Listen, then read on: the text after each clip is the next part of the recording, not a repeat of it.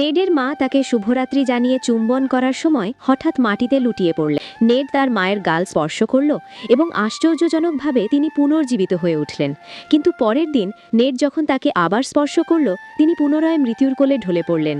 নেড আগের মতোই তাকে বাঁচানোর চেষ্টা করল, কিন্তু তার মা আর কখনোই জেগে উঠলেন না।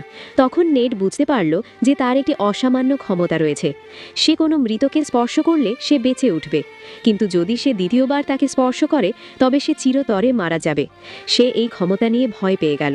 তার দ্বারা যাতে কারো কোনো ক্ষতি না হয় তাই সে অন্যদের স্পর্শ করা থেকে দূরে থাকতে শুরু করল। এরপর 10 বছর কেটে গেল।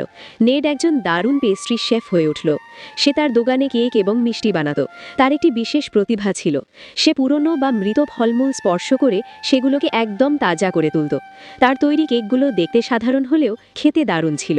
তার দোকানটি বেশ বিখ্যাত হয়ে উঠল। একদিন সে ময়লা ফেলতে বাইরে গেল। তখন একটি দুর্ঘটনা ঘটল।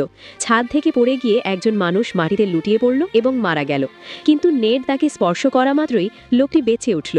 নেড জানত যে লোকটিকে আর স্পর্শ করা যাবে না, কিন্তু সে বুঝতে পারল লোকটি আসলে একজন অপরাধী বা খারাপ মানুষ। তাই সে তাকে আবার স্পর্শ করল এবং লোকটি চিরতরে মারা গেল। এই পুরো ঘটনাটি একজন গোয়েন্দা বা ডিটেকটিভ দেখে ফেলেছিলেন। তিনি নেডের এই ক্ষমতার কথা বুঝতে পারলেন। পরে সিদ্ধান্ত নেওয়া হলো যে নেডের এই ক্ষমতা সঠিক কাজে ব্যবহার করা হবে। সে খুন হওয়া মৃত ব্যক্তিদের কিছু খুনের জন্য পুনর্জীবিত করবে, যাতে তারা তাদের খুনির নাম বলে যেতে পারে। এরপর নেড তাদের আবার স্পর্শ করবে। এর বিনিময়ে নেড ভালো পারিশ্রমিক পাবে। তারপর একদিন একটি অদ্ভুত ঘটনা সামনে এলো। একটি লোকের মৃত্যু হলো এবং বলা হলো যে তার নিজের গোল্ডেন রিট্রিভার কুকুরটি তাকে আক্রমণ করে মেরে ফেলেছে। কিন্তু তারা জানতো যে কুকুরটি এমন কাজ করতে পারে না, কারণ কুকুরটি খুব শান্ত ও মিষ্টি স্বভাবের ছিল। এদিকে প্রশাসন কুকুরটিকে মেরে ফেলার সিদ্ধান্ত নিল।